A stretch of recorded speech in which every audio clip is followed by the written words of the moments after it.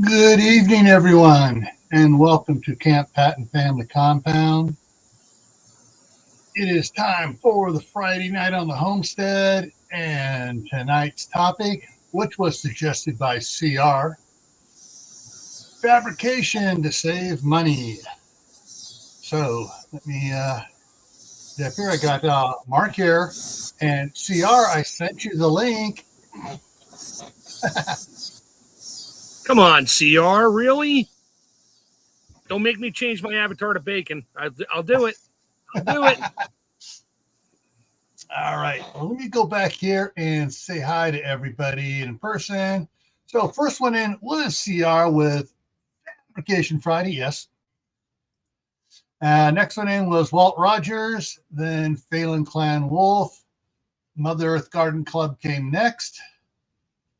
Then Diana 2 came in. Wait a minute, did I miss? I want to make sure I don't miss. No, there's an 8. So after Diana 2 came in, down here was Aiden Air. Everybody's talking. Tammy Harder came in. You fired off about changing it to a bacon. Little Preppers in the house. All right. So, knowing CR and all the videos he does on recycling, repurposing, upcycling, uppurposing, and doing things and everything else, and he's got a lot of neat little videos out there. So I started going through and seeing about things to that we could fabricate out of other things to use around. And I started pulling some pictures, and I found some new things and stuff. So with some of the stuff we're going to be doing, I'm going to have to be doing some welding here. So I'm getting my welding hat on. I don't have my welding hood in here. It's out in the shop. Otherwise, I have my welding hood sticking up here too. All right, so let's go over here. And so fabrication to save money, or fabricating, or repurposing, or redesigning things to save money or make money. All right, so think about it. You can also turn this into a side hustle too. All right, start out with one of my favorite things, the IBC tote. And you've all seen me do stuff with the IBC totes, making planters and stuff and things for moving wood around, firewood around, some of my videos. So I just pulled a bunch of things here. I mean, so one of the first ones I saw was this shower one, as far as I've seen it for a long time. And someone just put little windows in it and turned it into a hunting blind. Of course, it's kind of cramped. It's only good for one person, and you move around it, you make a lot of noise. Unless you go and throw some old carpet down and put carpet around inside of it so it's quieter. But next thing over here I saw was really kind of cool. I don't know how many of you can see this, the third picture over where you got the grass behind it here. They got an IBC tote sticking up on top of some, scrap wood they threw together. So the water flows down, and over on the other side of the electric stock fence, they got a little watering bowl out there for horses or cows or whatever. Over on the far side here, you got a feeder, and what you do is the top here, the top of the IBC tote that's sitting on top there, acting as a rain shield. You take it off, you throw the alfalfa in there, cut several leaves of alfalfa, or drop a whole bale in there if it's a short bale. Put it back up on top, and that way the cows, the horses, the goats, the sheep can eat alfalfa from it. And actually, Brandon, who I bought this house from, was making these and giving away and selling them. And he gave me all the remaining pieces. He wasn't putting a top on it like that, so he's giving me the top 2/3 or 3/4 of the tank. He was giving to me, and I was using them for planters across the street. Cool. And then so down at the bottom left here, they cut the cage off of it, and they took the cage and turned it into a little chicken run, and they put a little door on the end of it. and give it shelter for the chickens and stuff. And they got a roost bar up in there. That's great if you only got 4 chickens, but yeah, maybe 5. Well, the thing is, though, if you got the small chicks, you can put this in the big chicken run, put the small chickens in there till they get big enough where they're not going to get picked on. And then they're already in there dealing with the noise and and they're recognized by the chickens. Their scent is recognized, and that also you can use this if you do it right as little miniature chicken runs that you can have the kids pull around to different parts on the yard. Oops, hit the wrong button there. And the way that they can, the chickens can do the scratching and bug eating and stuff, and the kids can move it around. That way you don't have to do it. And then the next one here is a bunch. They made it fancy. They cut the tops off and stuff, and did things with it with the different parts of the cages. And then they got other scrap wood and put it around it so it looks like a wooden raised planter bed, but it's got the IBC tote liner in it. And they took some of the parts of the cage and put it up for stuff to grow up on. And so the things you can do with IBC totes are a lot. You look up IBC tote projects. Oh, man, you'll just see all those things. You just go absolutely nuts. Okay, let's see. I'm going to go back here to the list. Okay, Tibor came in. Prepper for the Ages came in. I'm sure I didn't miss anybody yet. All right, welcome. All right, next one here. And bicycles. And bicycle wheels. All sorts of cool things here. So they got a bicycle without the tire on it, propped it up, and put a belt on it, and it's running all sorts of different things. They also have an electric motor up on there. Why? They got this thing powered, but they do have a green electrical motor on it. And I'm not sure what all that is, but it looks like it's chopping something up or doing something there. So, but personally, I would had the bicycle powering an alternator or a small DC motor being used as a generator to charge up batteries, run it through an inverter, and then you that way you have it to a little surge there for whatever the electrical motor is going to be doing. The next one over here I thought was cute. They took a bicycle and chopped it up and turned it into a 3-wheel trailer. Now, what most of you probably can't see is on the top of where the handlebars would hook up, they got a green bar going over and it latches below the seat of the blue bicycle. So it follows the blue bicycle like a tandem rig, trailer rig, which is really cool. That's the first time I've seen someone do something like that, where they actually have a wheel on it that steers with it rather than just having a gooseneck coming up and attaching. And then down in the bottom left here, you got bicycle powering a belt drive, powering it says motor, but it's actually it could be a 12-volt motor that they can use. That when you turn it, turns into a generator or an alternator, whatever, charging a battery. They got a diode in there so it doesn't backfeed the power and turn the motor or whatever at a time. Inverter, and they're running their laptop or lights or whatever else off of it. Now, we've talked about this several times on different live streams, using bicycles to generate power. And the laptop should be in front of the kid on top of the bicycle, so he has to pedal to play his game. Come on, if you pedal for an hour, you get 10 minutes of laptop time. Actually, you pedal for an hour, you get the rest of the day of laptop time. True. Well, it doesn't kill my battery. This one here, I didn't go visit the page on, but they took some small bicycle wheels for like a little kid's bicycle, and they're hooking it up so it's like they're still putting this is still one of stages. They're hooking it up with a torsion spring underneath and stuff like that, and they're going to have making a crossbow. That is some fabrication. You need to hunt and get food. Kid's got a broken bicycle. Boom! Make yourself put it together and figure out a way to make a crossbow out of it. It's amazing what things you can make with some wheels, a couple garage door springs, cable, and a piece of wood with a slot in it. Yeah. And then like, I don't know, like really long metal rods that you find. Yeah. Now the next one here gave me an idea, came off of when I was looking at bicycle projects. And so when I typed in bicycle projects, it tried to bring up bicycle wheel.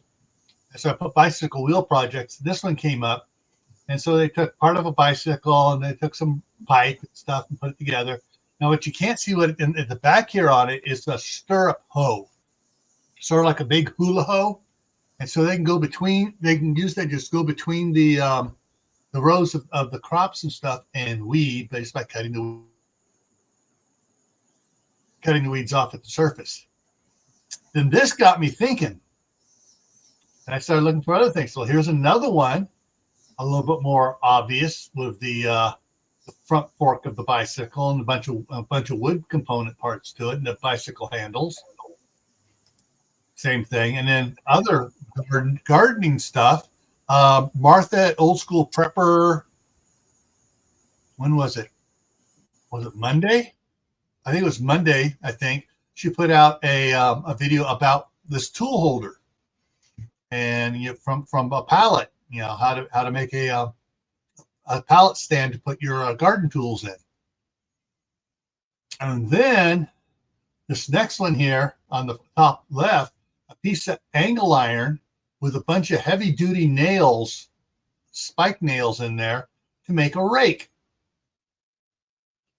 And they welded a piece of pipe on there and whittled down the branch to stick it in there for the handle. That's cool. Now this one here, they painted all up nice, so it's not what it seems. You know the little small cheap wheelbarrows? They took one of those, not the smallest ones, but one of the medium ones, single tire ones, and they really beefed this sucker up. They put it so it has two wheels on it now, and they put some other things on it. And the other pictures for these bars and stuff, like for putting a little plow on the front of it, wood didn't come out good. But they made a little plow that goes on the front so they can load it with salt and plow the driveway. And they can toss salt out as they're going so they don't slip and fall as they're pushing snow ahead of them. Well, they make, I have one. They make two-wheel wheelbarrows. I got one. My neighbor gave it to me. I do too. I do too. But it looks like those bars on the front are just roll bars. So when you tip it, it stays square, and that's why they're wide apart. So you can dump stuff in one spot. Here at the bottom of it here, they got extra piece of steel welded on there and stuff, and that's where the plow clamped onto.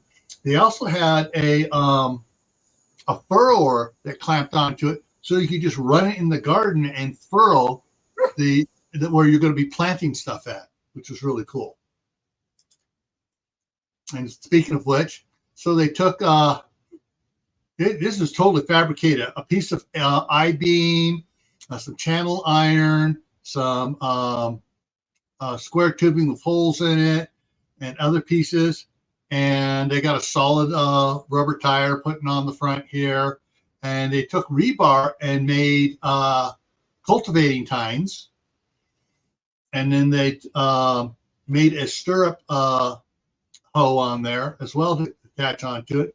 And then they took an old trowel, a large garden trowel, and made a furrower on it to make a kind of a path for putting seeds in. This was some real fabrication here. I mean, they took scrap stuff and just put it together and made some really cool tools here on it.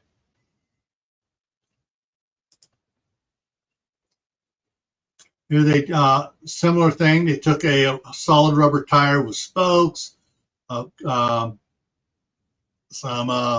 flat stock, some tubing stock, and made a plow and put boards on it so you can go along and you can plow a field. Okay, hang on. I'm missing something here in the side chat. All right. Okay. Problem is with this, and it took Anthony at Pimento Prepared to point it out to me, and I knew the problem, but I didn't connect the dots. And Anthony connected the dots for me. The pallets, you never know what is in the pallet wood. Now, or what's spilled all over it. Yeah. So the ones for concrete are good oak material, no pressure treated, nothing. It's oak, and usually they charge you $8 to return. You know, when if you take a whole pallet with you of cement, you get your refund back. I think now it's up to $10 or $12 for the deposit on it. Some of them, though, you look at and it stamps right on it. It says pressure treated. You don't want to use that in the garden. Now, others of them, you get them if you pick them up, old pallets up, and they're stained.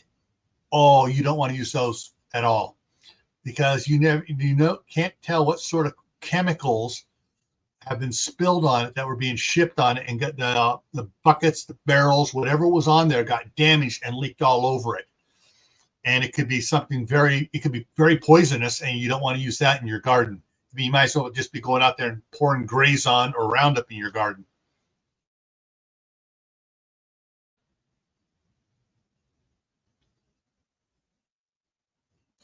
Yeah, it's basically whatever your imagination can come up with. If you need it, necessity is a mother of invention. CR said it too. Yep. All right, let's go down here. Tammy says, I had a many moons ago, I didn't like shop class as a teenager, so talked a boy into making my project. Perfect. Oh, no, it's no longer a secret. All right.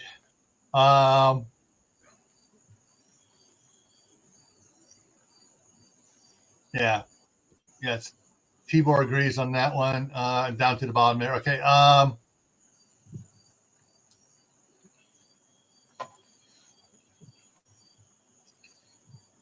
I'm just making sure I get caught up on the chat there.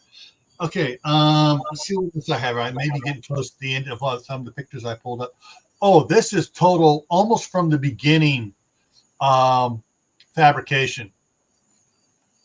Took some steel, welded a hook, a handle on it there to where you put a wooden handle into it, and heat treated the blade and sharpened it up.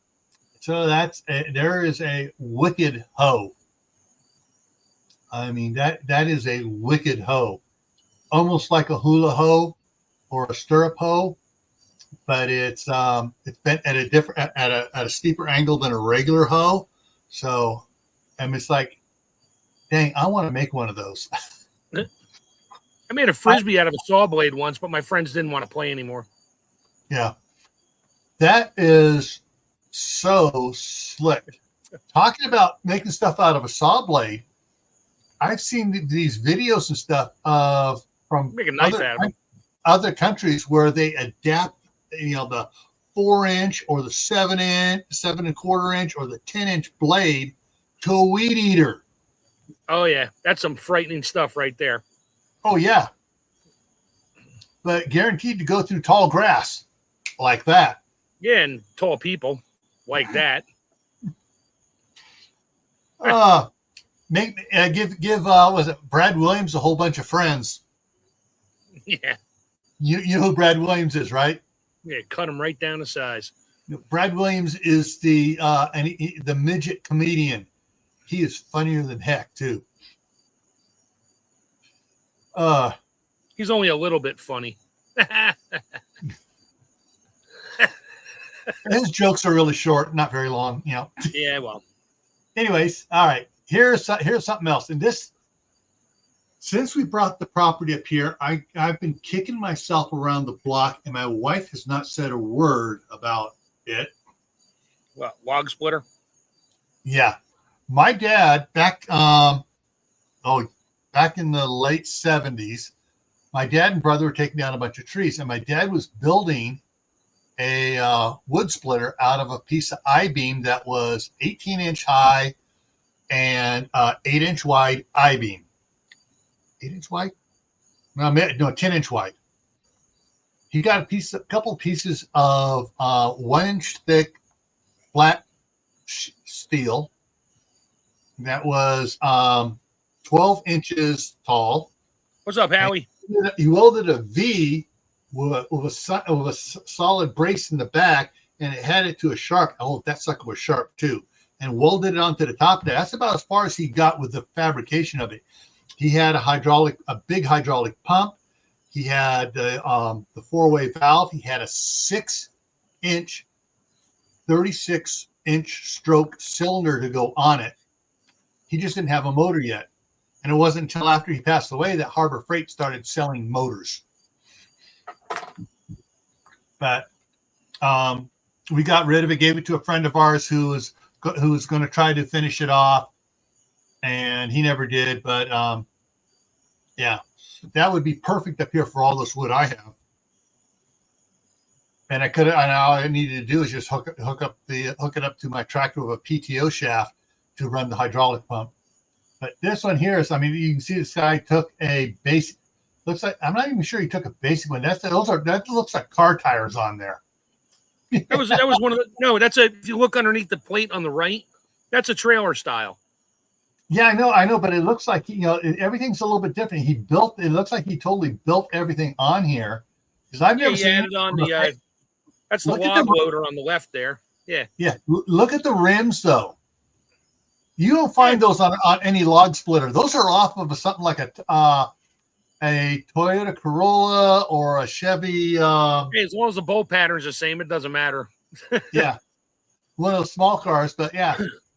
And so, yeah, I mean, so he took the idea. I mean, look at the hydraulic tank up here. He took an old air compressor tank for the hydraulic tank.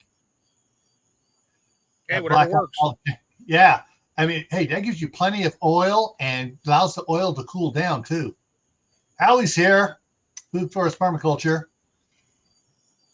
But yeah, this thing here is really nice. I like this big flat catching piece here.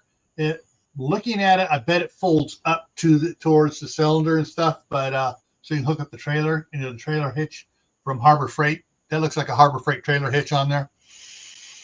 But I like this because if you split it and it's big, you can just slide pieces back and resplit them so you get them down to size. This was cool.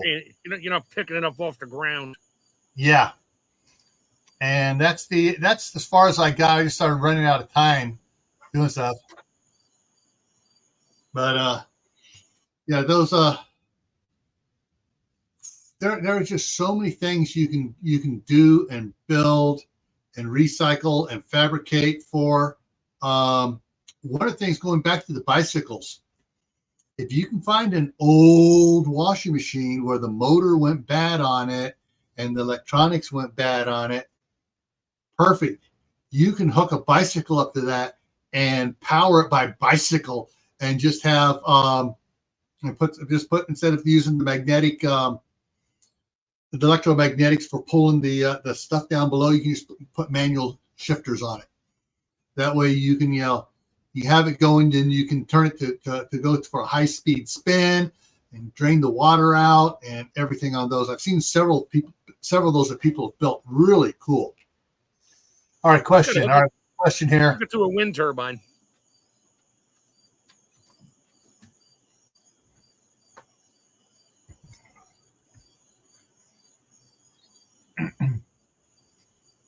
All right, very good question.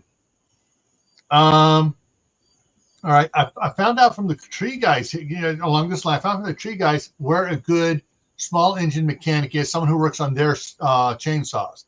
So I'm going to take my 2 chainsaws, which haven't run in over 35 years, and take it there and get those fixed. Finding someone, a small engine mechanic for chainsaws and stuff like that, weed eaters, leaf blowers and stuff, will be invaluable when the poop hits the fan. It literally, that skill is a dying breed, because there's hardly any young kids that are taking it up, only because most of the garbage they sell now you can't fix. Yeah. I mean, these weed whackers and stuff, the ones you buy at the big box stores and that, they're junk. Yeah. You can't take the head off of it and put a new piston in it, let alone get the parts for it. Yeah, unless you spend the money and get the real expensive ones, like the McCullough, the Air Skill, Steel. Yep. the I forget some of the other names of the big ones, but yeah. And you're going to spend the money in that. Yeah. So, those are the ones that you can do. I would, and when you can find someone that's retiring from a tree service and has chainsaws and stuff, and they're selling them cheap, get a couple, because time may be where you can use it.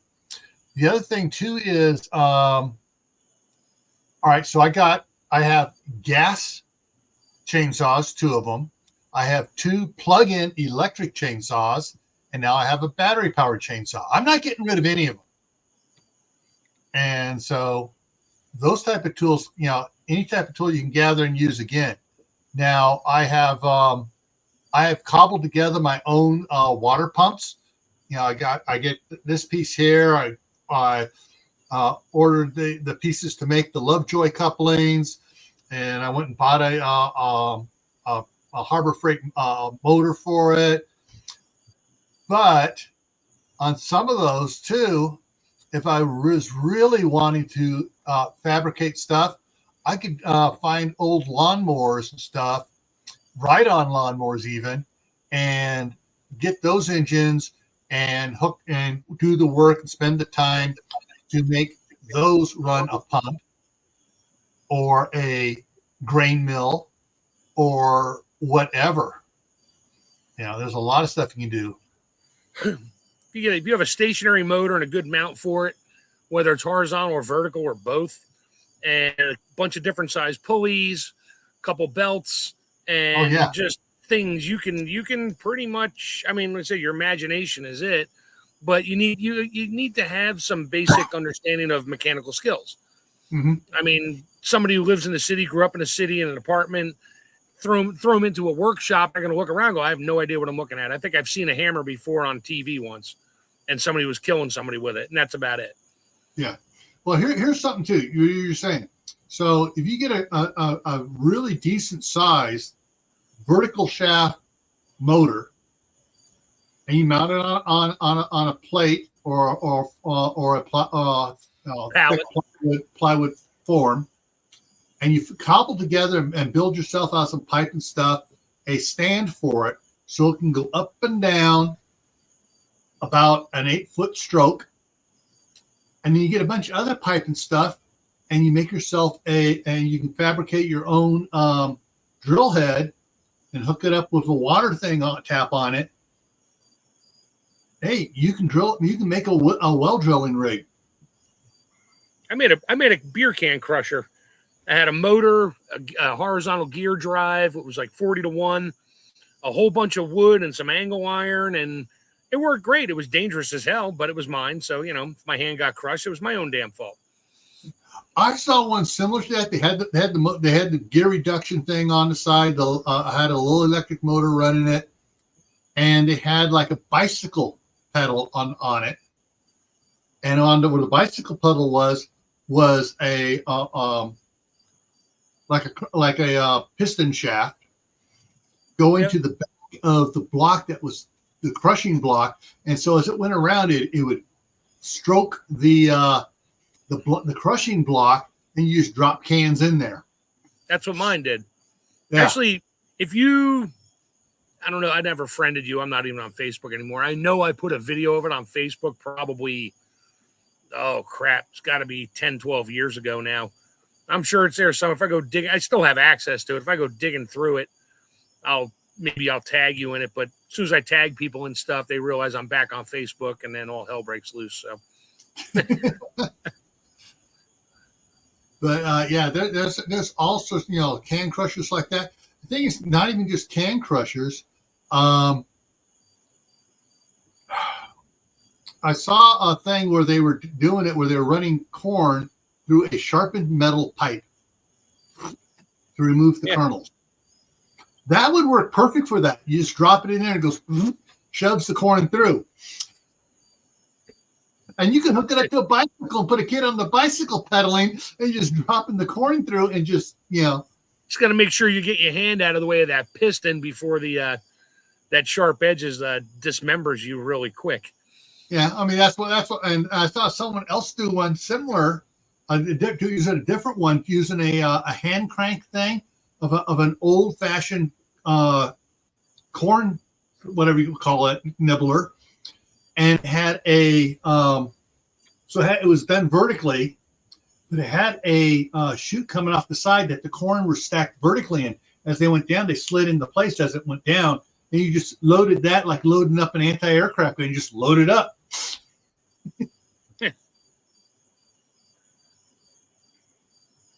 Yeah, I have a problem. Hi, my name is Mark. I'm a hoarder.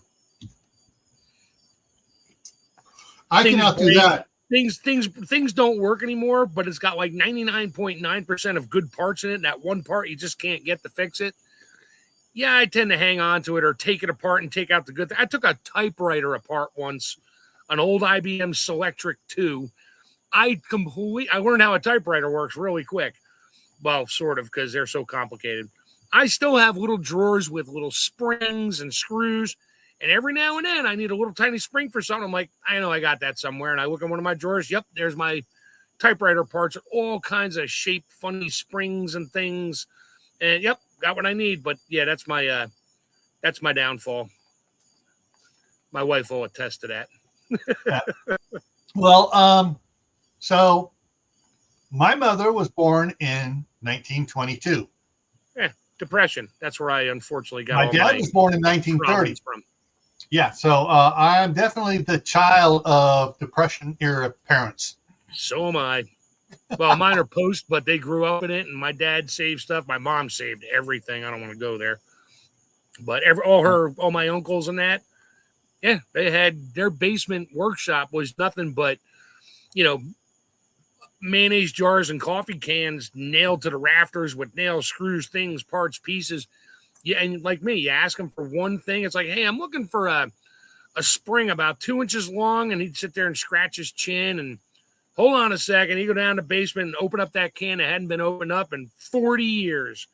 There it is. Yeah. It's like, yep, we grow up into stuff like that. Now, one of the things I really hate,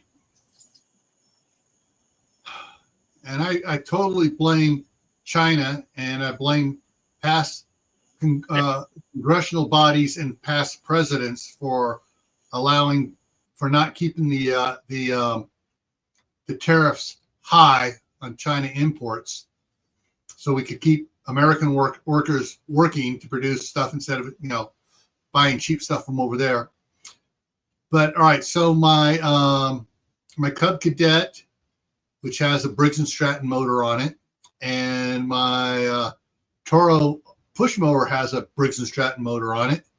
Guess what they both have on them? Plastic carburetors.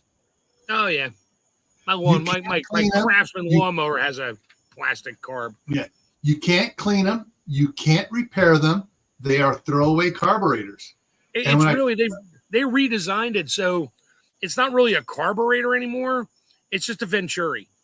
That's all it is. It gets up to a certain amount of fuel will go through with the air wide open throttle. That's all you get. And they're easy to clean and fix because there's no float in it. Except when you run E85 fuel through it by accident. Oh yeah, and then your plastic dry rots, your fuel lines dry rot, and everything falls apart. Yeah. Yeah, it starts dissolving the carburetor. Because I took my Cub Cadet and my lawnmower in, because I'm not saying who, stupid son-in-law, left it full of gas over the wintertime and didn't turn anything off, and and so I took him in, and the guy goes, okay, these are plastic carburetors. I cannot repair them. I cannot work on them. All I can do is replace them. This is the cost to replace it. And they're on back order because they come from China. No, he had a lot of them in stock. Yeah, there's probably only like 8 different sizes in general for most applications. Yeah. They don't have the same bolt pattern. I mean, that's the thing. A lot of things like McCullough, Steel, Echo, all the old weed whackers and that, they all use the same carburetor on it, similar, but the bolt patterns are the same. I swapped out I put a chainsaw carburetor on a weed whacker. That was fun. See you later, Howie. overspun the coil shaft and locked it up solid because that thing was spinning so fast the strings flew out of it. Yeah. Most people can't. Most people don't make cause any of these. You can't buy it. You have to make it. Yeah. So yeah. So it was like, I think it was like $143 for him to replace, for the new carburetor and for his labor to replace it for each one. And it's like, dang. Well, you better learn a new skill. You can just buy the part and put it in yourself. Yeah. Yeah. Trying to find a place around here that doesn't sell E85 has been a challenge. I finally found 2 gas stations up in Idaho Falls. And so I got to go up there one of these days soon with my all my jerry cans and fill them all up with regular non-E85, and how half of them filled up with regular and the other half filled up with premium. Because my wife takes premium in her car. That way, when she shows up, I can give her the premium non-E85 and it'll give her better mileage going back. Did you know, fun fact, the MPG ratings on vehicles are based on non-ethanol fuel.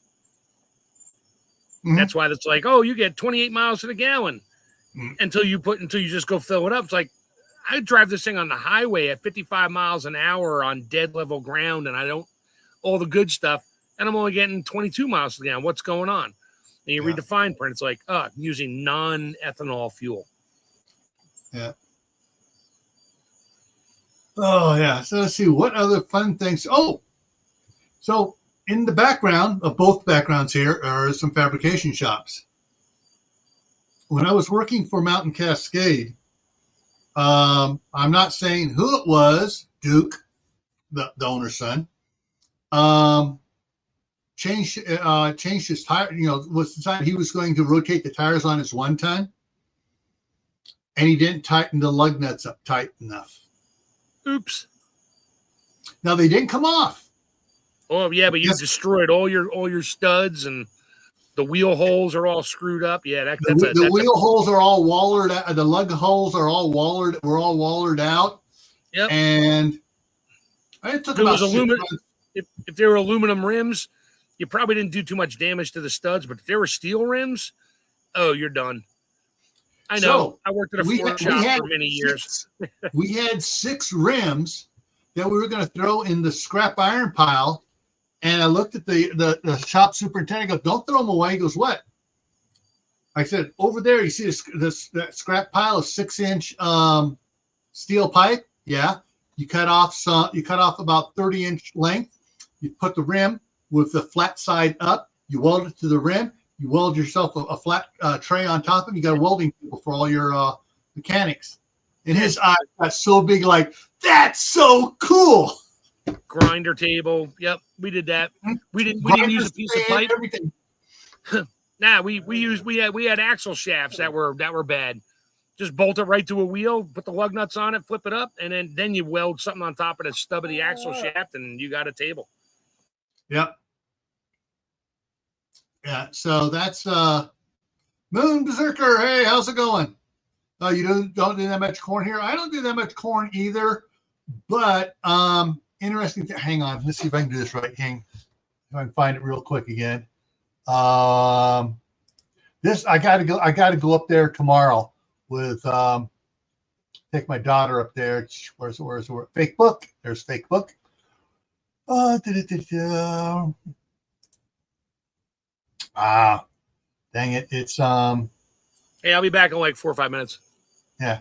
Okay, I'm trying to find what a specific group here. It is Hobby. That's right. HO Hobby Farms in Southern Idaho. Okay. So I'm going to go through a little search. I'm going to show you guys. You're going to see probably catch some interesting stuff here. Milk being sold. Used tires. Come on, where is it? Recycling that. People are repurposing these plastic buckets from the grain feed and stuff. All right. That's at oh, it's Pocatello. That might hit. It's not showing it here. Not more tires and stuff to repurpose. Straw for sale. Come on, where is it? People are repurposing and selling everything right now. Find one of these things, one of these hobby farms in your area. You'd be surprised what you can pick up for free, or like $2 for the cinder blocks. It's like what, $4.50 now at Home Depot or Lowe's. Rail fence pieces, but I was looking for the one. It's up here at repurpose selling horse feeders, but they were selling the corn. I'm not showing it. Dang. Ooh, I need to get one of those. How much is that? Ooh, ouch. I don't need it that bad. Sprayers. Come on. Someone making goat feeders, little goat feeders out of different type basket things. Yeah, I'll always find going through here, on my feed, stuff will pop up that's being made. People are making things. So I look at it, stuff, but okay, I can't find it. Dang it. Anyways, they people are building these chicken houses here locally, and building the greenhouses locally. Selling different things. Man, it's way down. Oh well, I ain't gonna find it. Anyways, they're selling corn for a dozen for was it $3? Dozen ears of corn for $3, grown locally.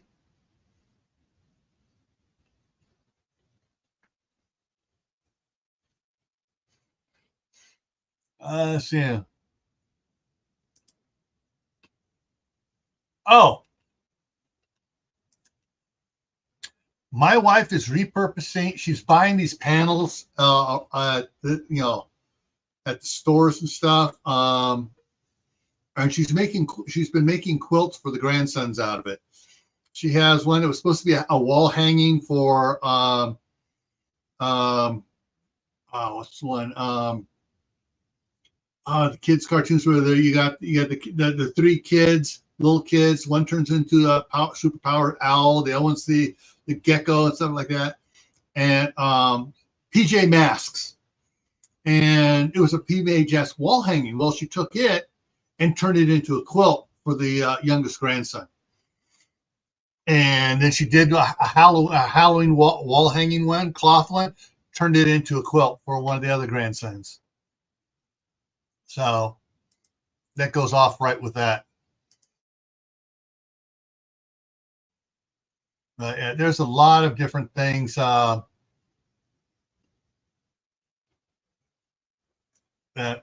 people are making and selling and repurposing for stuff. So someone took some steel, some scrap wood, and some leftover not corrugated, but formed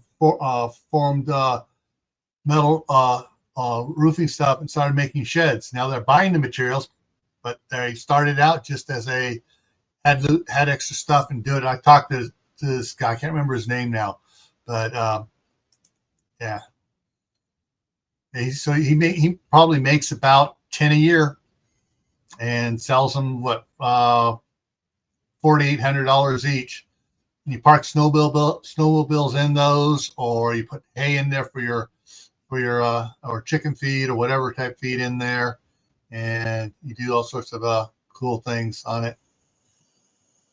Oh, I also saw someone making saddle stands too, out of 30-gallon barrels. Cut the barrel in half, screw some wood on the inside, make the legs coming down, and was selling them for like $15 each for saddle stands.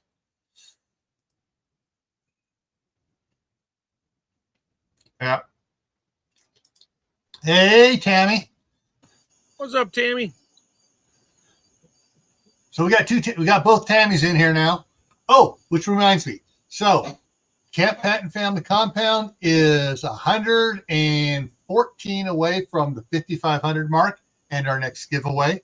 So as soon as we get up to 5,500, I'll be giving away a couple of $55 Amazon gift cards. Sweet. Yeah.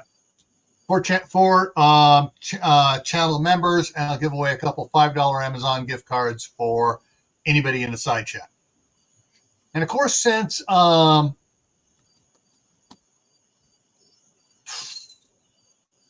on, brain work. Since Lewis gave away 120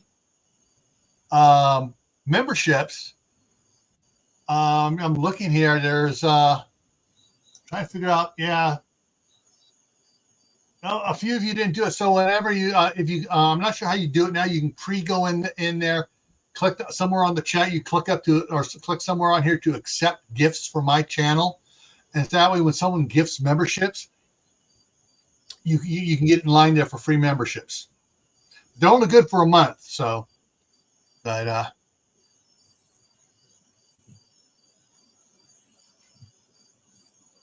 all righty. So what else can we think about here? Oh, another use for the IBC totes I saw someone do. They took it and partially buried it on the downhill side from their driveway and ran up some 3-inch piping up there and hooked it up for a septic dump station for when people came to visit. And then they had they just had it plumbed with a pump, that a trash pump that would pump it from there to the sewer line. So someone could come in and, without having to dig up and tear up and put in a dump station near their house, they put it out by the garage and made a holding tank for the RVs. And when they got half full, they just and shoot it down the sewer. Hey, Denise, how's it going? Denise is now in the house. So repurposing things is awesome. I have a friend, well, sort of a friend. Our kids were together in concert choir. He had a granite shop, and I do the woodworking and that. So I went over there one day. I was like, "Hey, do you have any? No, I'm just looking for a small piece of scrap granite." And he laughed at me. He's like, "Come here." He dragged me out back and he said, "You see all those pallets of piled up granite everywhere?" I was like, "Yeah." He's like, "Whatever you want." He's like, "I have to pay by the ton to get rid of this stuff." He's like, "Just don't mess the piles up." So I made a lot of trips because that stuff's not light. I made a lot of trips and got a lot of, like, we'll just call them rectangular puzzle pieces. And I put that stuff all around my raised beds so I didn't have to cut the grass. The only problem I have is all my chives, which the seeds bounced off the granite, got in the little cracks there. Now I got chives coming up in the cracks, but I can hit that with a weed whacker or some 30% vinegar. I'm good to go. So, yeah, I repurposed that. Now my next thing I want to, he'll still, and I've been there recently. He's like, "Yeah," he's like, "I know it's you." He's like, "Just take what you want. Don't make a mess." But I just need a good tile saw, but I want to make a mosaic patio.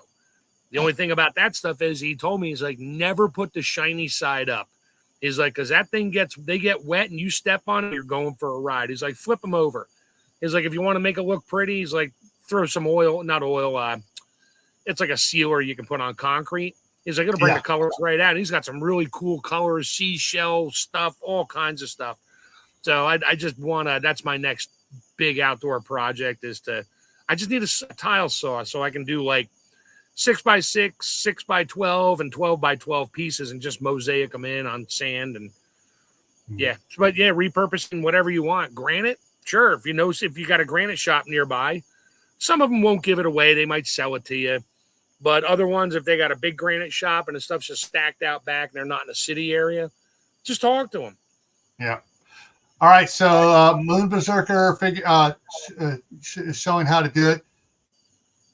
So you click join as if you're going to become a channel member, but on the top of the little box that pops up in the upper corner, the 3 dots. So And then you from there you can click gift settings and allow, so that way you next time somebody gives away gifts, because YouTube for some reason won't allow me to give away free memberships on my own channel here for some stupid reason, and they won't respond to any questions I have about it. Hey, like, why can't I do it on mine? You know, they're Well, not that's because if responding somebody else does it, they pay for it, but you don't get all the money.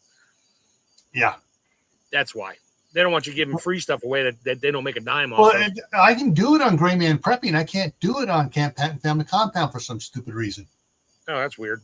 Yeah. So, but anyways, yeah. So that way, the next time Lewis or somebody starts giving away free channel memberships, that way you can get yourself in the queue to get some.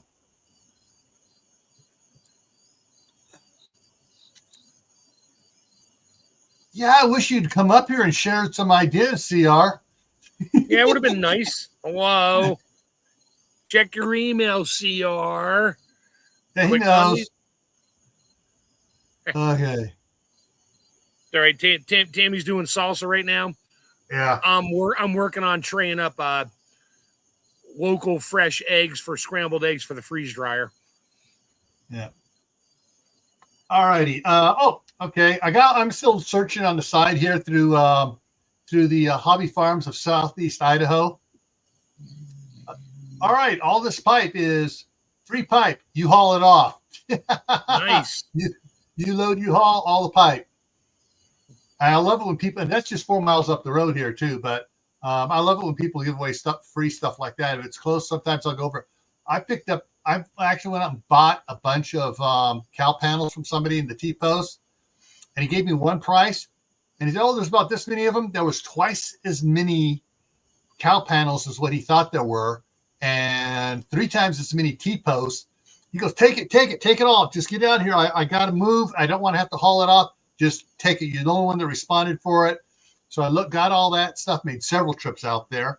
Got a bunch of 30-gallon barrels, 55-gallon plastic barrels, and a barrel dolly jack for moving barrels around and stuff with. Got it all. Got all the extra stuff for free just to get it off his property. All right.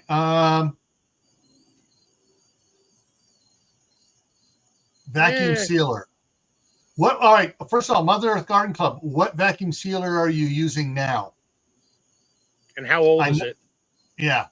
I have one. My daughter has one, and my wife has one in California. The Food Saver. Yeah, Food Saver's good. Some of them are better than others in terms of how much plastic bag they waste. That's my problem. Yeah. I mean, you could always opt for the chamber sealer for $1,400 and the bags, and you never have to worry about sucking water into the thing.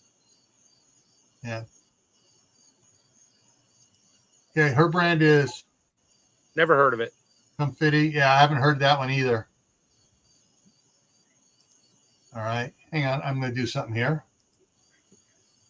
Amazon, just to see if that's. I have a Cabela's vacuum sealer. My daughter gave me a gift card for. I bought that. I like that one because you can stop the seal midway. You can stop the vacuum. You can do a lot of things with it, and it's got the port for your jars if you have the adapter for your ball jars, the big and small mouth. I mean, that was a bucket. They don't have that one on Amazon, but they got a bunch of other ones. Give me a second. So Amazon has some NutriChef stuff. I haven't used their sealer before, but some of the other things has worked out good for me. You got some other off-brand ones, Inkbird, some of these other ones here. I wouldn't go with an off-brand. I'd get with something. Yeah. That's been around. Because I put a weird name in, it's giving me all the weird name ones. Yeah, the one I didn't like was my the name you just said, the first one, the big one, and it was a stand-up job.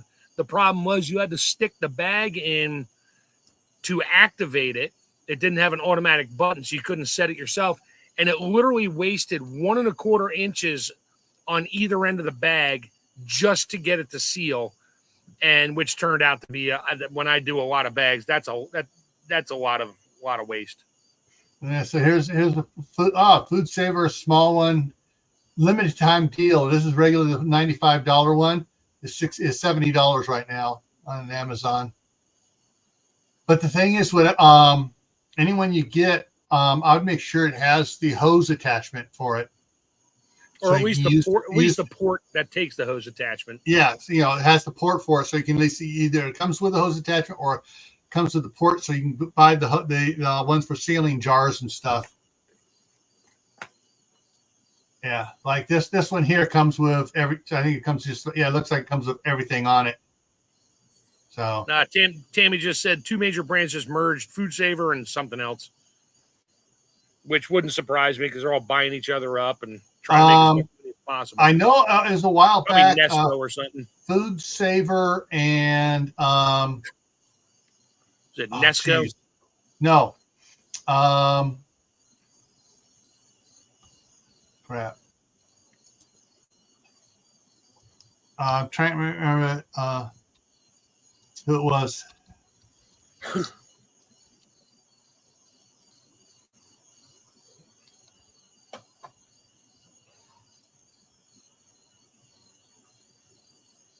Yeah, that happens, Tammy.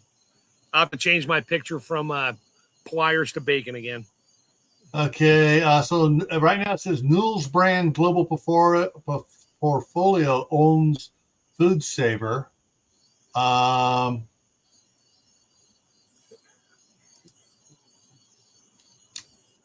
to I'm not getting any of the information of the other company. I'm trying to remember who it was, because the other one we had the other one for at Scout Camp, and they got bought up by Food Saver, but you can still get both brands of bags out there.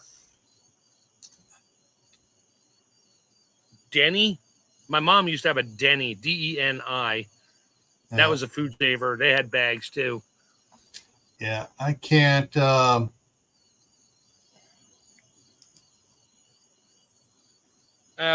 If Food Saver got bought out by somebody, quality just went down. That's about all I can say about that. All right, Newell Rubbermaid. All right, Newell Rubbermaid and Jarden to merge in a $17 billion deal.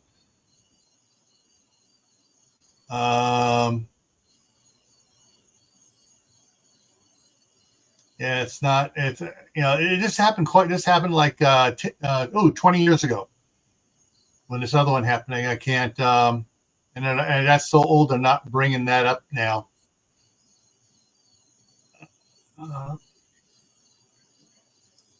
I go one other way of doing it.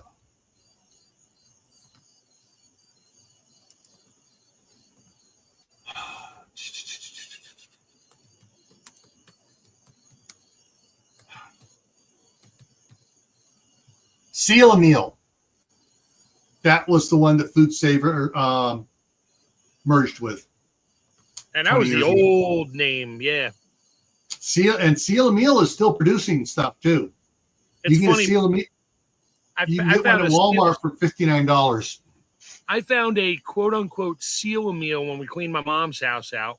And I was like, oh, yeah. Wow, she had a vacuum sealer. No, it was literally a sealing bar. There was no vacuum pump in it.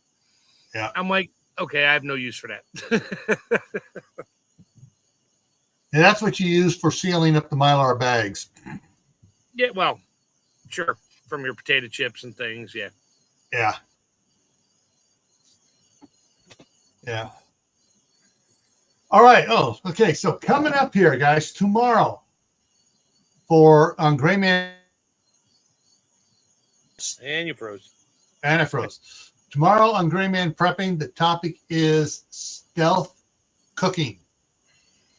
So we're going to talk about how to ways you can stop alerting everybody in the neighborhood that you're out there cooking when they aren't cooking and they don't have food to cook. So, all right, Tibor, see you later. So that's what's coming up on Saturday is stealth cooking, and we're going to talk about scenarios about it and ways and when to do it and stuff like that. on Monday for here on Camppatton Family Compound. The topic is canning on a wood fire. And we're going to talk pressure canning, water bath canning, steam canning, canning on a wood fire. Maple syrup. And then we're going to throw coal and charcoal briquettes in there just for laughs and giggles.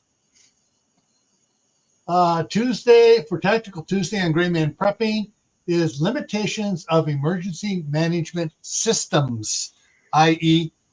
FEMA, Cal EMA, Office of Emergency Services, et cetera, whatever your state, county, and city call it. So that's we're going to talk about the limitations of those, because some people goes, oh, we got an Office of Emergency Service, we're saved now. No, all that is, if it's a county or city one, it's just to give you information, basically. But we're going to go into depth on this on Tactical Tuesday. Next Friday here, we're going into back to the garden next Friday with organic fertilizers.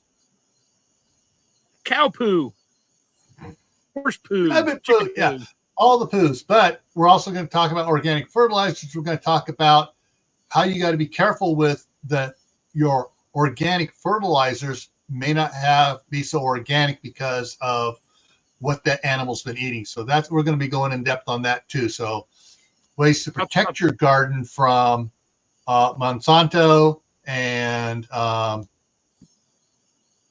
company that does Grazon. So that's what's coming up here for the next week. Did you see that article that the government was selling, fertilizer to the farms? It was up in Maine. We talked about it a while ago.